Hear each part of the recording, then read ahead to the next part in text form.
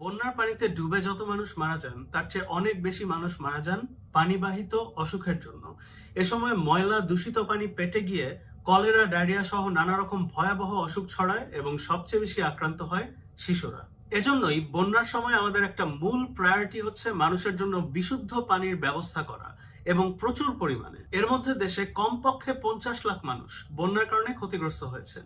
একজন মানুষের দৈনিক খাওয়া দাওয়া, পানি পান, পরিষ্কার পরিচ্ছন্নতা ইত্যাদির জন্য গড়ে 15 লিটার পানি প্রয়োজন হয়।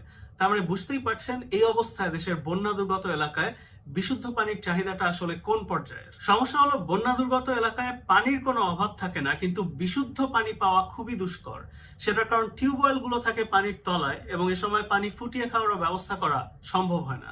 তাহলে উপায়টা কি, সেটা নিয়ে এই ভিডিও। আশা করি কথাগুলো মনোযোগ দিয়ে শুনবেন, বিশেষ করে আপনারা যারা ত্রাণ কর্মকাণ্ডের সাথে জড়িত আছেন তারা। দুর্যোগ পরিস্থিতিতে পানি বিশুদ্ধ করার সবচেয়ে সহজ এবং নির্ভরযোগ্য উপায় হচ্ছে পানি বিশুদ্ধিকরণ ট্যাবলেট বা ওয়াটার পিউরিফিকেশন ট্যাবলেট। দেশ বিদেশের যে কোনো দুর্যোগে অথবা বন্যার সময় এই ট্যাবলেটগুলো ব্যবহার করেই পানি বিশুদ্ধ করার ব্যবস্থা করা হয়। কিন্তু এখানে একটা গুরুত্বপূর্ণ কথা আছে। বন্যার পানি সাধারণত অত্যন্ত ঘোলা হয়।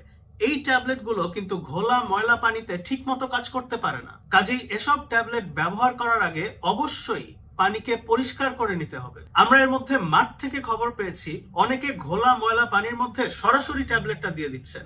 এর ফলে কিন্তু পানি নিরাপদ হবে না। আগে পানি থেকে ময়লা সরিয়ে তারপর সেই ট্যাবলেটটা যোগ করতে হবে। তাহলে ঘোলা পানি থেকে ময়লা সরানোর বা পরিষ্কার করার উপায় কি? খুব সহজ। বাজারে ফিটকিরি বলে একটা জিনিস কিনতে পাওয়া যায়। সেই ফিটকিরি গুঁড়ো করে এই ঘোলা পানির মধ্যে মিশিয়ে নিতে হবে। একদম সামান্য, প্রতি লিটার পানিতে 1 চিমটি ফিটকিরির গুঁড়ো দিলেই হবে।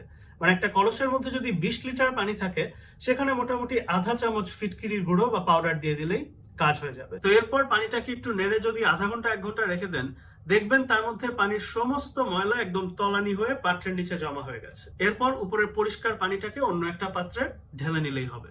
ধরেন কথার কথা আপনার হাতে ফিটকিরি নেই অথবা পানিটা অত বেশি ঘোলা নয়, সেক্ষেত্রে কি করবেন? সেক্ষেত্রে যেটা করতে পারেন, যে কোনো কাপড়, মোটামুটি পরিষ্কার কাপড় হলেই হবে, শাড়ি, লুঙ্গি, গামছা যাই হোক না কেন, সেটাকে 4 ভাঁজ করে কলসের মুখে আটকে নেবেন। তারপর এই কলসের মধ্যে পানি নিলে এই কাপড়ের ছাঁকনি দিয়ে পানি ফিল্টার হয়ে মোটামুটি পরিষ্কার হয়ে যাবে। কিন্তু কাপড়টা ভাঁজ করে দেওয়াটা কিন্তু গুরুত্বপূর্ণ। কমপক্ষে 4 ভাঁজ যেন দেওয়া হয়, না হলে পানি ঠিক মতো ফিল্টার হবে না। তো এই ফিটকিরি অথবা পানি অত ঘোলা না হলে কাপড়ের ফিল্টার, এই 2 উপায়ে ঘোলা পানিকে পরিষ্কার করা যায়। কিন্তু পানি পরিষ্কার চেহারা দেখে কিন্তু খেয়ে ফেলবেন না। এই পানি এখনো বিশুদ্ধ বা নিরাপদ কিছুই হয়নি। পানি চোখে দেখে পরিষ্কার লাগলেও এর মধ্যে অসংখ্য রোগ জীবাণু গিজগিজ করছে। এই পানি পেটে গেলে আপনার বাচ্চার অসুখ হতে পারে। সেজন্যই এই পরিষ্কার পানিকে এবার জীবাণুমুক্ত নিরাপদ করতে হবে, যার জন্য ওই পানি বিশুদ্ধিকরণ ট্যাবলেট বা ওয়াটার পিউরিফিকেশন ট্যাবলেট গুলো দরকার, যেটার কথা ভিডিওর প্রথমে বলছিলাম। বাজারে এরকম বিভিন্ন জাতের ট্যাবলেট পাওয়া যায়। অ্যাকোয়াট্যাব আর হ্যালোট্যাব দুটো উদাহরণ। কতখানি পানিতে কয়টা ট্যাবলেট যোগ করতে হয় সেটা হচ্ছে প্যাকেটের গায়ে লেখা থাকে। যেমন এই 33 মিলিগ্রাম অ্যাকোয়াট্যাব ট্যাবলেটের ক্ষেত্রে 5 লিটারে একটা ট্যাবলেট দিতে হয়।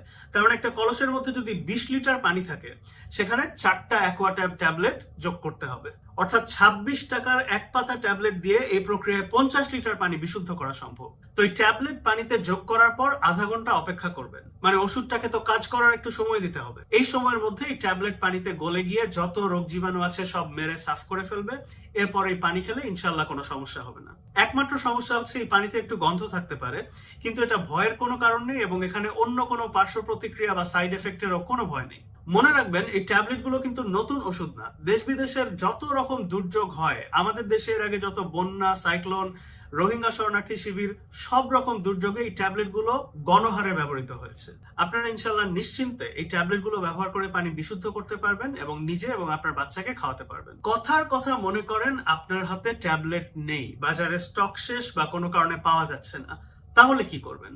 এরকম ট্যাবলেটের অভাবে ব্লিচিং পাউডার দিয়েও পানি বিশুদ্ধ করা যায়। 1 লিটার পানিতে 1 চিমটি ব্লিচিং পাউডার দিয়ে আধা ঘন্টা রেখে দিলেই হবে। তারপর আপনি পানিটা খেয়ে ফেলতে পারবেন। এটাই হচ্ছে পানি বিশুদ্ধ করার সবচেয়ে সহজ উপায়। আপনারা যারা ত্রাণ কর্মকাণ্ডের সাথে জড়িত আছেন, আমি আপনাদের অনুরোধ করব অন্যান্য ত্রাণ সামগ্রীর পাশাপাশি যথেষ্ট পরিমাণে পানি বিশুদ্ধিকরণ ট্যাবলেটও রাখার ব্যবস্থা করবেন, সাথে ফিটকিরি এবং প্রয়োজনে ব্লিচিং পাউডারও। একই সাথে আপনারা স্থানীয়দের শিখিয়ে দেবেন কিভাবে এই প্রক্রিয়ায় পানি বিশুদ্ধ করে খেতে হয়। তো চলুন এবার সংক্ষেপে পুরো জিনিসটা একবার ঝালাই করি।